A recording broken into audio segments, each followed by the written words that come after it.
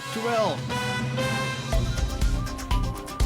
ආයුබෝවන් එක්වන්න අදත් ඇත්ත දැනගන්න ලංකාවේ අංක එකේ සමබර තොරතුරු ප්‍රකාශය ලයිව් ඇට් 12 සමගින්.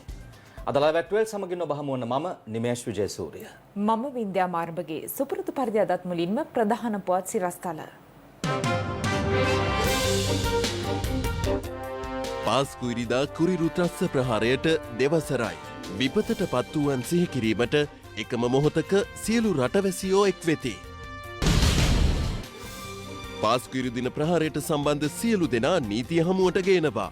අගමැති අවධාරණය කරයි. එවන් අවාසනාවන්ත තත්ත්වයක් කිසිදා ඇති නොවීමටත් අප රජයක් හැටියට ක්‍රියාමාර්ග ගනිමින් සිටිනවා.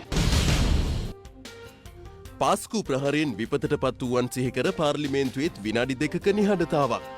සමගි ජනබලවේගයේ කළු ඇඳුමින් සැරසී විපතට පත් වූවන් සිහිකරයි. කැරොලයින් ජූරිගේ ලෝක විවාහක රූරජන කිරුල අයර්ලන්ත රූරජනට හිමිවේ. ශ්‍රී ලංකා බංග්ලාදේශ පළමු ටෙස්ට් තරගය පල්ලෙ කැලේදී ආරම්භයි. කාසිය වාසිය දිනු බංග්ලාදේශය පන්දුවට පහර දීම තෝරා ගනී.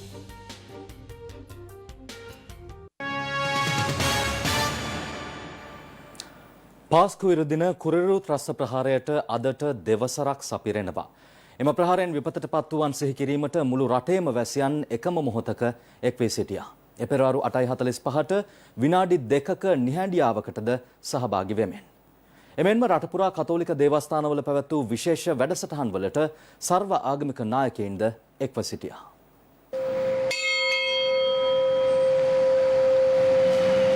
පාස්කු ප්‍රහාරයට වසර 2ක් ගතවන අද දින පෙරවරු 8:45ට විනාඩි 2ක නිශ්ශබ්දතාවක් පවත්වන ලෙස අගරදගුරු අතිඋතුම් මැල්කම් කාදිනල් රංජිත් හිමිපාණන් පසුගියදා ඉල්ලීමක් කළා. ඒ අනුව ම්ලේච්ඡ ත්‍රස්ස ප්‍රහාරයෙන් මියගිය තම ආදරණීයන් සිහිපත් කර අද කතෝලික දේවස්ථාන සහ ආගමික සිද්ධස්ථානවල ආගමික වතාවත් සිදු කෙරුණා.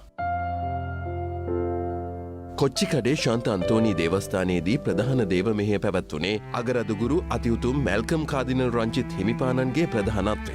පෙරවරු 8:45ට ආරම්භ වුණේ කොච්චිකඩේ දේවස්ථානයේ සීනුව නාද කරමින්.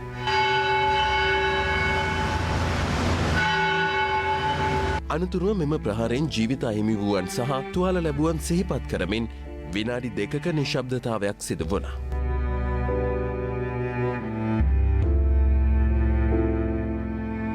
රජයේ මූලික වගකීම ජනතාවගේ ආරක්ෂාව සැලසීමයි. මේ වගකීම පසුගිය රජය වෙතින් ඉටු නොවුණු බව ඉතාමත් පැහැදිලි. වර්තමානයේ රජයේ විසිනුත් ප්‍රමාණවත් අවධානයක් මේ සම්බන්ධයෙන් නොයදුණු බවට රටේ හැම පැත්තෙම චෝදනා එල්ල වෙන අවස්ථාව අපි දකිනවා. එසේනම් කුමක්ද කළ යුත්තේ? පසුගිය රජයෙන් සිදු වුණු අකටයුතුකම් සහ අතපසුවීම් වලින් තොරව ත්‍රස්තවාදය නැවැත්වීමට පමණක් නොව ත්‍රස්තවාදයේ හේතු සාධක නැති කරන්නට වත්මන් රජය අවශ්‍ය විධිවිධාන වහා ඉටු කළ යුතුයි. අපි මේ මොහොතේ ඉන්නේ බරපතල අනතුරක. කුමක් හේින්ද? එදා බෝම්බ ප්‍රහාරයෙන් ආත්ම ඝාතක බෝම්බ ප්‍රහාරයෙන් මියදී සුණු විසුණු වී ගිය අයත් සමග ත්‍රස්තවාදයේ පුහුණු වුණු ඒ වෙනුවෙන් ප්‍රතිඥා දුන් සිය ගණනක් ත්‍රස්තවාදීන් මේ සමාජයේ නිදැල්ලේ තවමත් පසු වෙන බව. ඒ ත්‍රස්තවාදී බෝම්බ කොයි මොහොතක හෝ පත්තු වෙන බවට නිසැකයි. ඒ සැකේ නැති කරලීමේ වගකීම වත්මන් රජයට බාරයි. මේ බරපතල අපරාධය සිදු වී වසර 2ක් සම්පූර්ණ වුවත් මේ මිනිස් සංහාරය සිදු කළේ කවුද?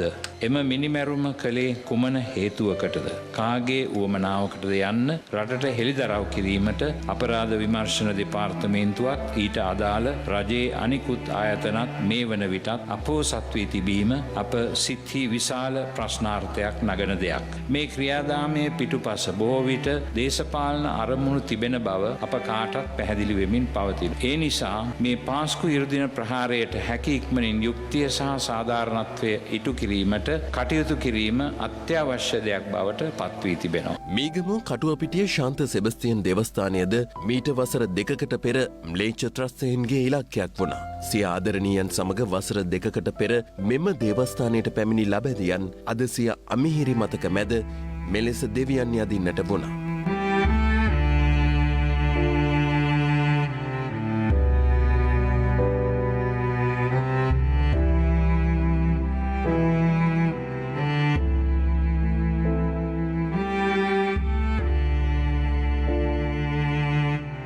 පාස්කු ඉරුදින එල්ල වූ ත්‍රස්ත ප්‍රහාරයෙන් වැඩි පිරිසක් මියගිය කටුවපිටිය ශාන්ත සෙබස්තියන් දේවස්ථානයේ අද පෙරවරුවේ තවත් විශේෂ දේව මෙහෙයක් පැවැත්වුණා.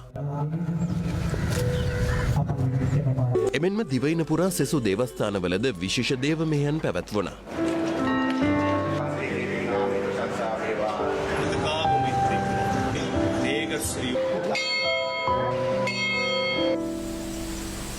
පාස්කු ප්‍රහාරයෙන් දිවි අහිමි වූවන් සිහිපත් කරමින් දිවයින පුරා බෞද්ධ වෙහෙර විහාර රැසකද අද ආගමික වතාවත් සිදු වුණා.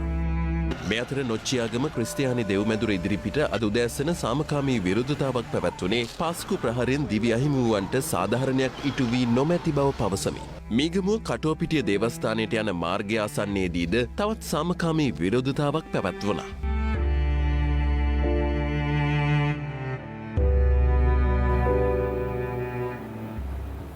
පාස්කු ඉරිදා ප්‍රහාරයේ සිදු වී දෙවසරක් සපිරෙන අත දවසේ මීගේ සහ තුවාල ලැබුවන් සිහිපත් කරමින් කොච්චිකඩේ ශාන්ත අන්තෝනි දේවස්ථානයේ පැවැත්වෙන ප්‍රධාන ආගමික වැඩසටහනට සමකාමීව ස්වර්ණවාහිනියද වැඩසටහන් රැසක් පෙළගස්වා තිබෙනවා. ඒ පාස්කු ප්‍රහාරයෙන් මීගේ සහ තුවාල ලැබූ සහෝදර ජනතාව වෙනුවෙන් අප කරන ජාතික වගකීමක් ඉටු කරමින්.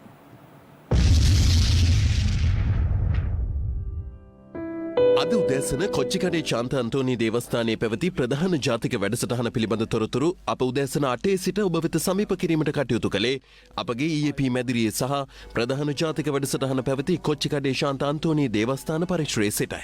හරියටම අදට වසර දෙකකට පෙර අපි කිසිවෙකුත් නොපැතු ආකාරයේ මෙලෙච්ච ත්‍රස්ත ප්‍රහාරයක් අපේ රටේ දේවස්ථාන 3ක් මා මේ මොහොතේදී රැඳී සිටින කොච්චිකඩේ ශාන්ත අන්තෝනි දේවස්ථානය සහ එවැගේම කටුවාපිටිය ශාන්ත සෙබස්තියන් දේවස්ථානය මඩකල්පුව සියොන් දේවස්ථානය කියන දේවස්ථාන 3 සහ අපේ රටේ ප්‍රධාන පෙළේ හෝටල් කිහිපයක් ඉලක්ක කරගනිමින් එල්ල වුණා. පාස්කු ප්‍රහාරයේ අතීත මතක පිළිබඳ ආවර්ජනයක් ගරු ජූඩ් නික්සන් පියතුමා සමග EAP මැදිරියේ සිටගෙන ආවේ මෙලෙසින්. ඒ මහා ඛේදවාචකය සිදු වී අදට දෙවසරයි. ඒ අමිහිරි මතකය අප යලි සිහිපත් කරන්නේ යලි එවැනි අත්දැකීමක් ලබන්නට විඳින්නට අප කිසිසේත්ම කැමැත්තක් නොදක්වන නිසා. පවුල් 400කට ආසන්න සංඛ්‍යාවක් අදටත් ඒ කඳුලින් ජීවත් වෙනවා. අපි මේ මතකය අවදි කරමු. මේ ප්‍රථම ආරංචිය ලැබුණම මම හිතුවේ මේක එක්කෝ පාතාලයේ වැඩක් වෙන්නට ඇති. යම් කෙනෙක් යම් කණ්ඩායම් දෙකක් අතර සැලසුම් කරගෙන අත්වැරදීමකින් කොච්චිකඩේ නැත්නම් කටුවපිටියට ප්‍රහාරයක් එල්ලෙන්නට ඇති කියන හැඟීමයි ප්‍රථමයෙන්ම මට දැනුනේ. නමුත් දුරකථන ඇමතුම් එකක් පිටිපස්ස එකක් එනකොට අපිට තේරුණා මෙහි ඊට වඩා ගැඹුරු දෙයක් තියෙනවා කියලා. ජීවිතේ සමහර සිදුවීම් තියෙනවා. එහි සංවේගාත්මක පැත්ත වැඩි වුණාම අපි දන්නේ නැහැ කොහොමද ඒකට ප්‍රතිචාර දක්වන්නේ කියලා. අපි අසරණ වෙන මොහොතක්. අසරණ වෙන මොහොතක්. ඒක කම්පනයක්ද දුකක්ද වේදනාවක්ද කියලා හරියටම අපිට තිරණය කරගන්නට බෑ. එවන් අත්දැකීමක් තමයි ඊට පස්සේ අපේ හිතට ආවේ. මුස්ලිම් ජනතාව සහ මේ කතෝලික ජනතාව අතර යම්කිසි බෙදීමක් මේ තත්ත්වයට එක්ක ඇති වුණා. වපරැහින් බලන්නට සිද්ධ වුණා ඇතමුන් දෙහා.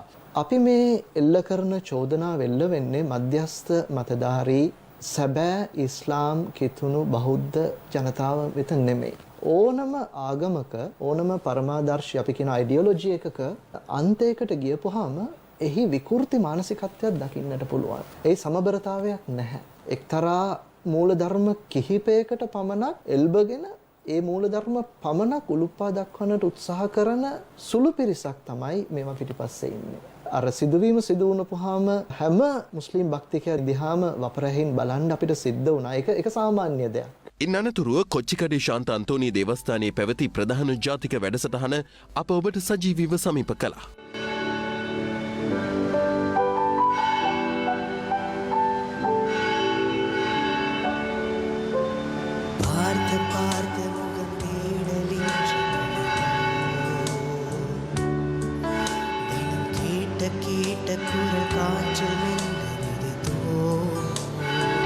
මේ අතර තවත් විශේෂ දේව මෙහෙයක් ප්‍රහාරයට ලක් වූ කටුවපිටිය ශාන්ත සෙබස්තියන් දේවස්ථානයේ සිට අද පස්වරුවේදී පැවැත්වෙනවා.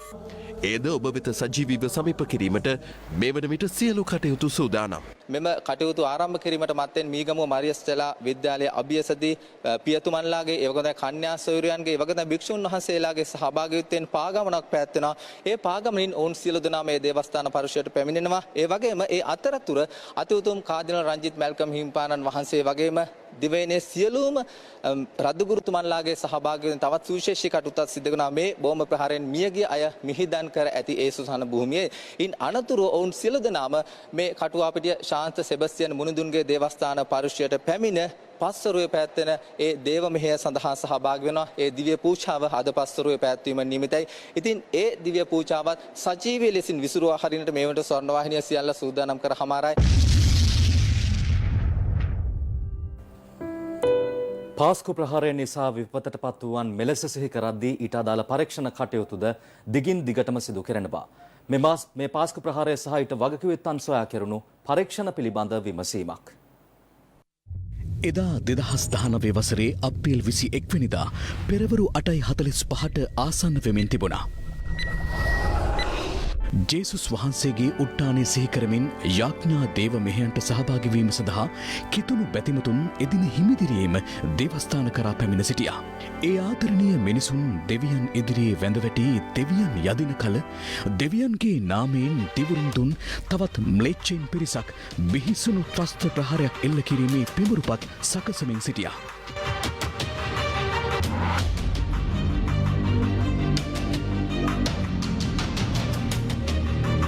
ඒ අනුව කිසිවෙකුත් නොසිතූ නොපැතූ මොහොතක ප්‍රධාන කිතුණු දේවස්ථාන ඉලක්ක කර අති බිහිසුණු මරාගෙන මැරෙන ප්‍රහාරයක් එල්ල වුණා.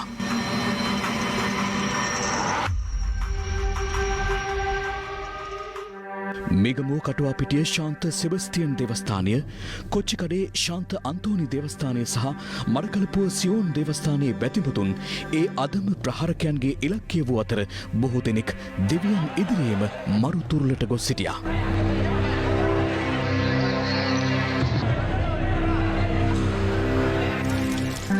තවත් ත්‍රස්තයින් පිරිසක් කොළඹ ශැංග්‍රීලා, කිංස්බරි, සිනමන් ග්‍රෑන්ඩ් යන ප්‍රධාන පෙළේ හෝටල් ඉලක්ක කර ප්‍රහාරයන් දියත් කළා.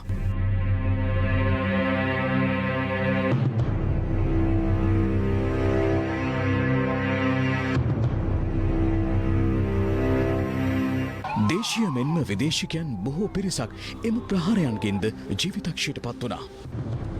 මරාගෙන මැරෙන කුරිරු ත්‍රස්තවාදීන් 8 දෙනෙකු සිදු කළ මේ ප්‍රහාර මාලාවෙන් 270 දෙනෙකුට වැඩි පිරිසකට දිවි අහිමි වුණු අතර විදේශිකයන් 38 දෙනෙක්ද ඊට අයත් වුණා. තවත් 500 දෙනෙකු පමණ තුවාල ලැබුවා.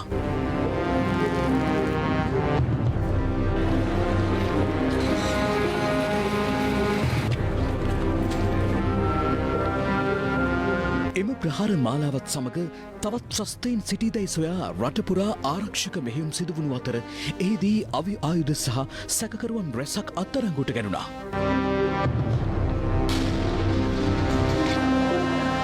දෙමටකුඩ මහල් නිවාස සංකීර්ණයක සිදු කළ එවන් වැටලීමක් අතරතුර තවත් පිපිරීමක් සිදු වූ අතර ඉන් පොලිස් නිලධාරීන් 30 දෙනෙකු ජීවිතක්ෂයට පත් වුණා.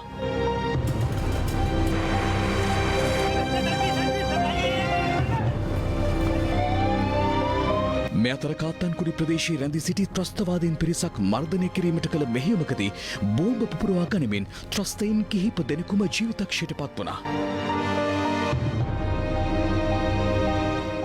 මුළු මහත් දේශයම කම්පා වූ මුළු මහත් ලෝකයේම අවධානයට යොමු වූ මේ පාස්කු ඉරිදා ප්‍රහාර මාලාව විමර්ශනය කර අනාවරණය වන තොරතුරු අනුව අවශ්‍ය ක්‍රියාමාර්ග නිර්දේශ කිරීම සඳහා හිටපු ජනාධිපති මෛත්‍රීපාල සිරිසේන මහතා විසින් 2019 වසරේ සැප්තැම්බර් මාස 22 වෙනිදා පංච පුද්ගල ජනාධිපති කොමිසමක් පත් කරනු ලැබුවා.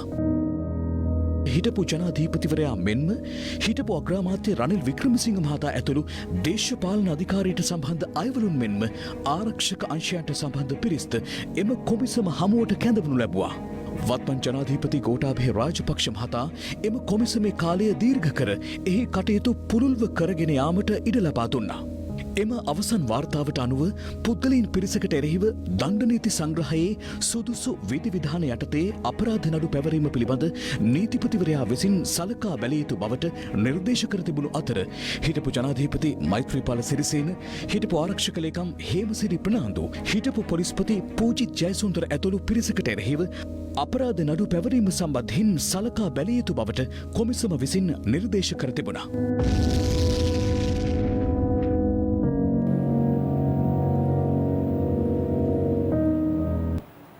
පාස්කු ප්‍රහාරයට සම්බන්ධ සියලු දෙනාට එරෙහිව නීතිය ක්‍රියාත්මක කරන බව අග්‍රාමාත්‍ය මහින්ද රාජපක්ෂ මහතා අද පාර්ලිමේන්තුව හමුවේ අවධාරණය කළා.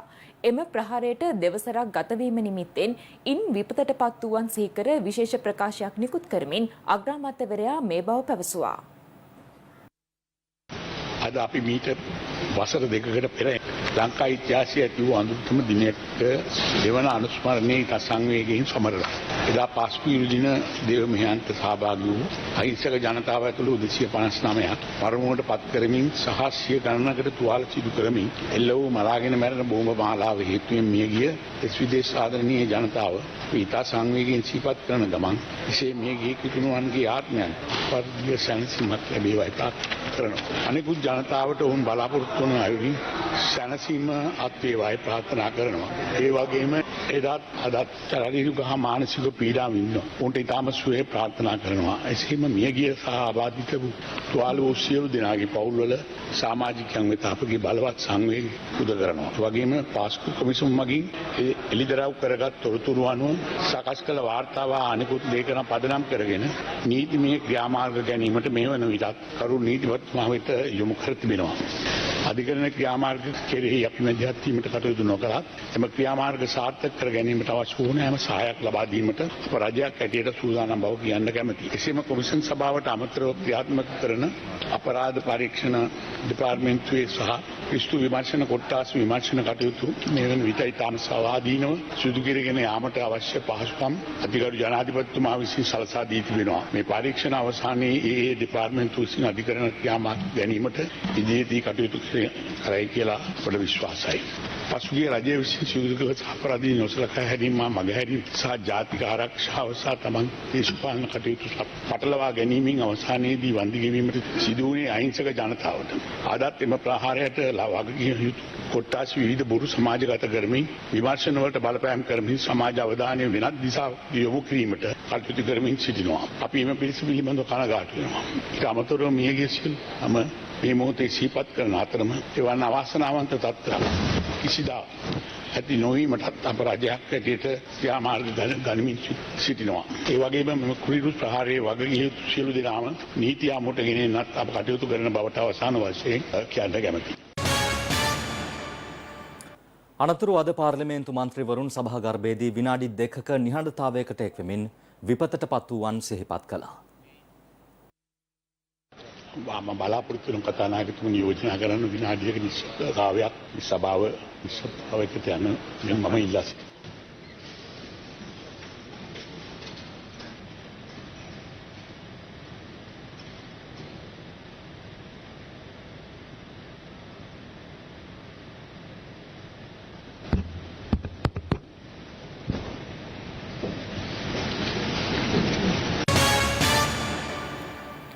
විපක්ෂයේ මන්ත්‍රීවරුන් සභාගර්භයට යාමට පෙර කළු ඇඳුමින් සැරසී පාර්ලිමේන්තුවේ කමිටු ශාලාවකදී පාස්කු ප්‍රහාරයෙන් විපතට පත් වූවන් සිහිපත් කළා.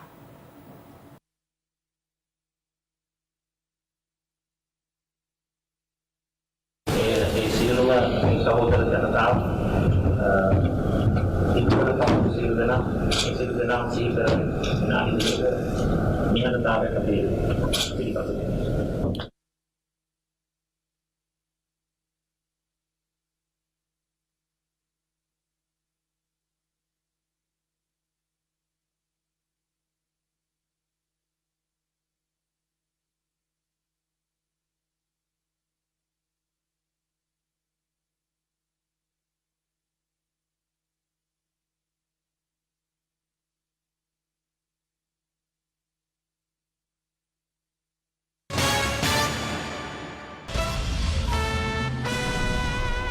This is Live at 12. යාලිත් අවධානය දේශීය පුවත් වෙත. COVID-19 වෛරසයේ පාලනය සම්බන්ධයෙන් ඉදිරි සති කිහිපය තීරණාත්මක විය හැකි බව සෞඛ්‍ය අංශ අනතුරු අඟවනවා. ඔවුන් පෙන්වා දෙන්නේ මෙම තත්ත්වයත් සමග ඉදිරියේදී පැවැත්වීමට නියමිත උත්සව පිළිබඳවද දැඩි තීරණයක් ගැනීමට සිදුවිය හැකි බවයි. ගත වූ මාසයේ අග සති කිහිපයේදී සහ මේ මාසයේ මුල් සති කිහිපයේදී කොවිඩ් ආසාදිතයින්ගේ වාර්තා වීමේ අඩුවක් දක්නට ලැබුණා. කෙසේ වෙතත් සෞඛ්‍ය අංශ පෙන්වා දෙන්නේ ඉක්ුත් උත්සව සමයෙන් අනතුරුව රෝගීන් වාර්තා වීමේ වර්ධනයක් දක්නට ලැබෙන බවයි. ජනතාව සෞඛ්‍ය උපදෙස් නොතකමින් සංචරණයේ නිරත වීම සහ පොදු ප්‍රවාහනයේදී සෞඛ්‍ය උපදෙස් උල්ලංඝනය කරමින් කටයුතු කිරීම මෙම තත්ත්වයට හේතු වී ඇති බව සෞඛ්‍ය අංශ පෙන්වා දෙනවා. පසුගිය දින කිහිපයේදී අපි අපේ රට තුළ වාර්තා වන COVID-19 රෝගීන්ගේ යම්කිසි විදියක වැඩිවීමක් අපි දකිනවා. පොකුරු කිහිපයක් වශයෙන් අවස්ථා කිහිපයකදීමත් රෝගීන් වාර්තා වුණා. ඒ වගේම දිස්ත්‍රික්ක ගණනාවකමත් තවත් රෝගීන් අහඹු ලෙස අපිට හමු වෙලා තියෙනවා. ඒ පිළිබඳ ඉතාමත්ම සැලකිලිමත් විය යුතුයි. තවත් රෝගීන්ගේ වැඩිවීමක් අපිට බලාපොරොත්තු වෙන්න පුළුවන්. ඒ නිසා ලැබෙන ඉදිරි සති කිහිපය ඉතාමත්ම තීරණාත්මක වෙන්න පුළුවන් COVID-19 රෝගයේ වසංගතය පාලනය කිරීම පිළිබඳව අපේ රටේ මුළු රටම සාමාන්‍ය තත්ත්වයට පත් වෙනකොට COVID-19 රෝගීන් වාර්තා වීම වැඩිවීම කියන්නේ නැවතත් ආපස්සට යෑමට සිදුවෙන තත්ත්වයක් වෙන්න පුළුවන්. ඒ තත්ත්වය වළක්වා ගැනීම සඳහා ඉදිරියේදී විශාල ජනයා ඒකරාශී වීම සිදුවන අවස්ථා පිළිබඳව ඉතාමත්ම ප්‍රවේශමෙන් සැලකිල්ලෙන් සහ ඉතාමත්ම දැඩිව අපිට කටයුතු කරන්න සිද්ධ වෙනවා. ඒ වගේම ඉදිරියට පැමිණෙන වෙසක් උත්සවයේදීත් අපි ඉතාමත්ම ආගමික කටයුතු වලට විතරක් සීමා වෙලා ජනයා ඒකරාශී වන අවස්ථා මගහරිමින් අපිට වෙසක් උත්සවයත් සමරන්න සිද්ධ වේවි. ඊයේ දිනේදීත් COVID-19 ආසාදිතයින් රාජ්‍ය ආයතන සහ පොදු ස්ථාන කිහිපයකින්ම වාර්තා වුණා. ඒ අනුව ඊයේ මෙරටින් වාර්තා වූ ආසාදිතයින්ගේ සංඛ්‍යාව 367ක්. ඔවුන්ගෙන් ආසාදිතයින් 94 දෙනෙකුම හඳුනාගෙන තිබුණේ කොළඹ දිස්ත්‍රික්කයෙන්. ආසාදිතයින් 54 දෙනෙක් ගම්පහ දිස්ත්‍රික්කයෙන්ුත් 43 දෙනෙක් කුරුණෑගල දිස්ත්‍රික්කයෙන්ුත් හඳුනාගත්තා. කළුතර දිස්ත්‍රික්කයෙන් හඳුනාගත් ආසාදිතයින් සංඛ්‍යාව 41ක්. ඒ අනුව මෙරටින් වාර්තා වන සමස්ත ආසාදිතයින් සංඛ්‍යාව 97472ක් දක්වා ඉහළ ගියා. ඔවුන්ගෙන් ආසාදිතයින් 93547 දෙනෙකු සුවය ලබා පිටව ගොස් ඇති අතර දැනට ප්‍රතිකාර ලබන්නේ ආසාදිතයින් 3300ක් පමණයි. කොවිඩ් ආසාදිත මරණ 5ක්ද ඊයේ මෙරටින් වාර්තා වුණා. එලෙස මිය ගියේ මට්ටක්කුලිය, පානදුර, රත්නපුර, යාපනය සහ හොරණ ප්‍රදේශවල පදිංචිව සිටි කාන්තාවන් 3 දෙනෙක් සහ පිරිමි 2 දෙනෙක්. ඒ අනුව මෙරටින් වාර්තා වන සමස්ත කොවිඩ් ආසාදිත මරණ සංඛ්‍යාවද 625ක් දක්වා ඉහළ ගියා. මැදිනයක් පැවැත්වීමට පක්ෂයක් ලෙස සූදානමින් සිටියද රජයක් ලෙස සෞඛ්‍ය උපදෙස් පිළිපැදීම වගකීමක් බව ශ්‍රී ලංකා පොදුජන පෙරමුණේ නිර්මාතෘ බැසිල් රාජපක්ෂ මහතා පවසනවා. ගාල්ල ප්‍රදේශයේ විහාරස්ථානයක පැවති ආගමික උත්සවයකට එක්වෙමින් ඒ මහතා මේ අදහස් පළ කළා. ගාල්ල අශෝකාරාම විහාරස්ථානයට අනුබද්ධ මාබොටු වන පියරතන නාහිමි සුවසෙවන මධ්‍යස්ථානයේ ජයශ්‍රී මහා බෝධි අංකුරයක් රෝපණය කිරීමේ පින්කමක් පැවැත්වුණේ හිටපු අමාත්‍ය බැසිල් රාජපක්ෂ මහතාගේ ප්‍රධානත්වයෙන්. ආශිර්වාද බෝධි පූජාමය පින්කම ඊට සමගාමීව පැවැත්වුණා. පින්කමට සහභාගී වීමෙන් අනතුරුව හිටපු අමාත්‍ය බැසිල් රාජපක්ෂ මහතාට මාධ්‍යවේදීන් ප්‍රශ්න කිහිපයක් යොමු කළා. අවුරුදු 2ක් වෙනවා. ඒ සම්බන්ධයෙන් වෙන පරීක්ෂණ කටයුතු කොහොමද? ඒක අහන්න ඕන ඒ අදාළ අංශ වලින් අපි එකක් සාතික කරලා තියෙනවා. ආයිත් එවැනි ප්‍රහාරයක් නොයන තැනට ජනාධිපතිතුමා ඒක තහවුරු කරලා තියෙනවා. මේ සැරේ මෙදින ඉඳලා පවත්වන්නේ නැහැ. ඒක පොදුජන පෙරමුණට සහයෝගය දක්වන්නේ කට්ටියගේ සහයෝගය නැති නිසාද මේ දින පිළපාලි පවත්වන්නේ නැත්තේ? නෑ. ඇතිවරණ පවා මාස ගාණක් කල් දැම්මා. කොවිඩ් එක හන්දා වක්කියුතු රජයක් හැටියට දේශපාලනමය හේතුන් උපයෝග කරගෙන මේක පැතිරෙන්න ඉඩ දෙනවා නම් ඒක වැරදියි. කම්කරු දිනය සැමරීමට ඕන වෙලාවක දේශපාලන පක්ෂයක් ඇටියට අපි සූදානම්. හැබැයි රජයක් ඇටියට ජනතාව ආරක්ෂා කරන්න සෞඛ්‍යමය බලධාරීන්ගේ උපදෙස් පිළිපැදීම අපේ වගකීමක්. දැන් කලින් පක්ෂ නායක රැස්වීමක් තිබුණා. නම් පක්ෂ නියෝජනය කරමින් පැමිණියේ නැහැ විරෝධතාවය දක්වන්නේ. ඒක ඉතින් ඒ කට්ටියගේ තීන්දුවක් නේ අපේ තීන්දුවක් නෙවෙයි. ඒ කට්ටියගේ අහන්න ඕන. පාස්කු සිද්ධිය සම්බන්ධයෙන් කාඩිනල්තුමා තාමත් නොසිතමින් ඉන්නවා කියලා තමයි කියන්නේ. කාඩිනල්තුමා ඒක සාධාරණයි. අපිත් නොසතුටින් ඉන්නේ. එක පැත්තකින් සතුට වෙනවා එවැනි ප්‍රහාරයක් නැවත උදා නොවන විදියට අවශ්‍ය ආරක්ෂක අංශ වලින් පියවර ගැනීම ගැන. අනිත් පැත්තෙන් ඒක වෙච්ච එකට අපි අවංකව ඒ ජීවිත නැවත ලබා ගන්න බෑ. ඒ ගැන අපි කනස්සල්ලෙන් ඉන්නවා. ඒ වගේම ඒකට වැරදිකරුවන් සියල්ලටම දඩුවම් දීම අනිවාර්යයෙන්ම සිද්ධ කිරීමට මේ අපේ රජය උත්සාහ ගනිමින් ඉන්නවා.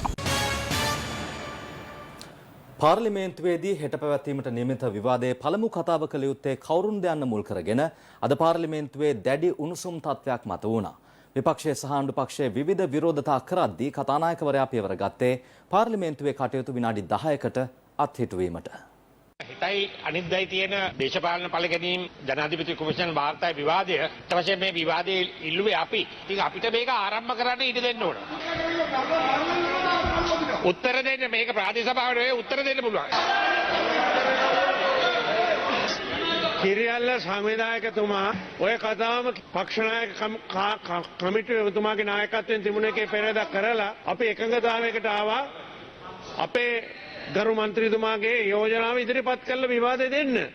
නිකන් ප්‍රචාරයට සහ කිසිම වගකීමක් නැති කතාවල් කිරීම කරන්නේ නම් ඊට තියෙන විකල්පයත් අපි අවස්ථාවේදී යෝජනා කරා. ඔබතුමාලාට ඕනේ නැත්තම් අපි ගවර්න්මන්ට් බිස්නස් මූව් කරනවා. තා පැහැදිලිව අපි කිව්වා. ඒක නිසා ගරු සංවිධායකතුමා වගකීමෙන් වැඩ කරන්න කියන ටික විතරක් මම කවුරුන් කියන්නේ. දැන් ෆීල්ඩ් මාර්ෂල් පරප්පොන්සේක මැතිතුමා යෝජනාවක් දාලා තියෙනවා. අපි විවාදෙ ඉල්ලුවේ. මේගොල්ලෝ ඉල්ලුවේ නෑනේ. අපි ඉල්ලුවේ.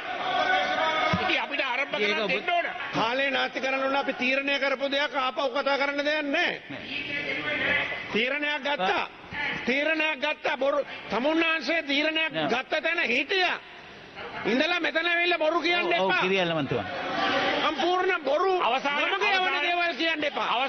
කතානායකතුමනි පාර්ලිමේන්තු සම්ප්‍රදායට අනුකූලව කල්තැබීමේ විවාදයකට යම් මාතෘකාවක් පිට යම් පාර්ශවයක් ඉල්ලුවා නම් දැන් මෙවැනි පූර්වාදර්ශයක් ඔබතුමා ඇති කරනවා නම් අපි යෝජනා කරන ඕනෑම මාතෘකාවට විකල්ප මාතෘකාව ඒ මාතෘකාවම අපි ඉදිරිපත් කරනවා කියලා ආණ්ඩුවට ඒක හයිජැක් කරගෙන යන්න පුළුවන්. මේක වැරදි පූර්වාදර්ශයක්. එහෙම දෙයක් වෙන්න බෑ. අපි ඊටාම පැහැදිලිව කිව්වා. වැඩිම 100% දේශපාලන හා වද හිංසා ලැබුවේ අපේ හිතවතුන් අපේ පාපාක්ෂිකයන් කියලා. ලැජ්ජනේ. ඔබතුමාට ලැජ්ජනේ කතා කරන්න ඇද? එතකොට යෝජනාව ගේන්න ඕනේ. අපේ മന്ത്രിවරයෙක් තමයි වේදනාවේ යෝජනාව ගෙනලා තියෙන්නේ. ඔබලා කරේ වද දීම හා පලි ගැනීම. වෙන මොනවද කරේ? ලැජ්ජනතුව නෙවෙයිනවා. අපේ නායකයන්ගේ සිට වද හිංසා දිනුනා. අපිට තමයි අයිතිය තියෙන යෝජනාව ගේන්න. ඔව්. ඔබතුමා කළු ඇදලා නැහැ.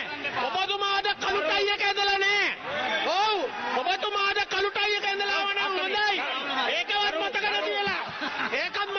ඇවිල්ලා තියෙන්නේ. වර්තමාන අග්‍රවීශකාරතුමා නීතිපති කාලේ මේ නඩු අනුවම දැම්මේ. කොහොමද දේශපාලන බල ගැනීම වෙන්නේ? හරි. නායකතුමනි අද දින න්‍යායපත්‍රයේ දින නියමිත කටයුතු වල අදාළ විෂයාංක 1 මම ඉදිරිපත් කරමි.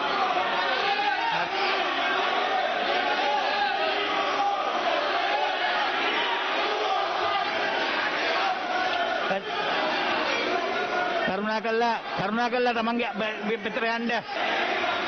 සභාවේ වැඩ කටයුතු විනාඩි 10කට අත්හිටවනු ලැබේ. Live at 12. ඔබ නවතත් live at 12 සමගින්. ශ්‍රී ලංකාවේ කැරොලයින් ජූඩි දිනා සිටි 2020 ලෝක විවාහක රු රැජින කිරුළ එහි දෙවන ස්ථානයේ දිනා සිටි අයර්ලන්ත රු රැජිනට ලබා දීමට ලෝක විවාහක රු රැජින සංවිධායක කමිටුව තීරණය කර තිබෙනවා. ඒ තමන් ලෝක විවාහක රු රැජින කිරුළ අත්හරින බව කැරොලයින් ජූඩි පැවසීමත් සමගයි. පසුගියදා මෙරටදී පැවති විවාහක රු රැජින තරඟාවලිය අතරතුර අර්බුදයක් හටගත්තේ විවාහක රු රැජින ලෙස තේරීපත් වූ පුෂ්පිකා ද සිල්වාගේ කිරුළ 2020 ලෝක විවාහක රු රැජින බවට පත් වූ කැරොලයින් ජූරි විසින් ඉවත් කිරීමත් සමගයි. සමාජය තුළ මහත් ආන්දෝලනයක් ඇති කළ මෙම සිදුවීමෙන් අනතුරුව පුෂ්පිකා ද සිල්වා මහත්මිය නීතිමය ක්‍රියාමාර්ග සඳහා අවතීර්ණ වුණා. ඒ සමගින් කැරොලයින් ජූරිගේ විවාහක රු රැජින කිරුළ අහිමි කිරීමේ අවධානමක් පිළිබඳවද කරුණු වාර්තා වුණා. මේ අතරතුරයි තමා ජයග්‍රහණය කළ 2020 විවාහක ලෝක රු රැජින කිරුළ අත්හරින බව කැරොලයින් ජූරි මහත්මිය ප්‍රකාශ කළේ. ඒ අනුව ලෝක රු රැජින තරඟ සංවිධායකයන්ට ඉල්ලා අස්වීම ඉදිරිපත් කිරීමට කැරොලයින් පියවර ගත්තා. එය පිළිගත් තරඟ සංවිධායකයින් තීරණය කළේ 2020 වසරේ ලෝක විවාහක රු රැජින තරඟාවලියේ දෙවන ස්ථානය දිනාගත් අයර්ලන්ත රු රැජින කේට් ස්නයිඩර් හට කිරුළ ලබා දීමටයි. රත්නපුර කුරුවිට ප්‍රදේශයේ ශ්‍රීපාද රක්ෂිතේ ජනතාවට පළමු වරට වනාලි තර්ජන එල්ල වී තිබෙනවා. වනාලියෙකු ගම්මානයට කඩාවැදී නිවාස කිහිපයකට දහන සිදු කර ඇති බවයි අප වාර්තාකරු සඳහන් කළේ. රත්නපුර ප්‍රදේශයේ වනාලින් සිටින්නේ ඉතා සුළු සංඛ්‍යාවක්. රත්නපුර කුරුවිට ප්‍රදේශයේ ශ්‍රීපාද රක්ෂිතේ ජනතාවට පළමු වරට වනාලි තර්ජන එල්ල වී තිබෙන බවට තොරතුරු වාර්තා වුණා. එහි අඩවිකන්ද ප්‍රදේශයේ තෙඹුවක ගම්මානයට කඩාවැදුණු වනාලියෙකු ගම්මානයේ නිවාස කිහිපයකට හානි සිදු කර තිබූ අයුරුයි මේ. මේ පිළිබඳව ප්‍රදේශවාසීන් විසින් කුරුවිට පොලිසියටත් ශ්‍රී පලාබද්දල වනජීවි කාර්යාලයටත් දැනුම් දී තිබෙනවා. තෙඹුවක ගම්මානයට පැමිණි පලාබද්දල වනජීවි නිලධාරීන් වර්ෂාවද නොතකමින් දැඩි පරිශ්‍රමයක් දරා වනාලියා ශ්‍රීපාද රක්ෂිතයට පලවා හැරීමට කටයුතු කළේ මෙලෙසින්. ඒ සමගින් ලයිව් ඇට් වෙලාවට අවසන්. ඔබට සුබ දවසක්.